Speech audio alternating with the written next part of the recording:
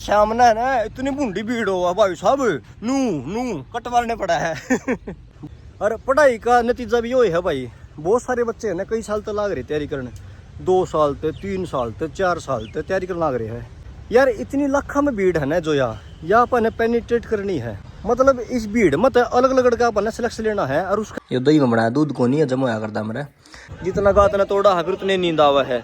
तो इस वजह से भाई गाते अपना हिसाब सरकार तोड़ लेवा, क्यों खाम खाई मेरी इससे तो पढ़नी है यार, अपन के ओलंपिक में मेडल लेना है। देखियो स्टेडियम में इतनी बूंदी भीड़ थी, 2 बूंद अंधे सारा स्टेडियम खाली हो गया।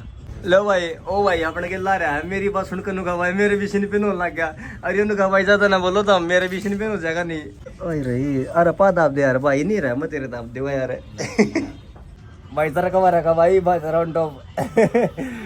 तो ठीक लगे बोल बढ़िया है नंबर का। संजय मुद्दा के रखा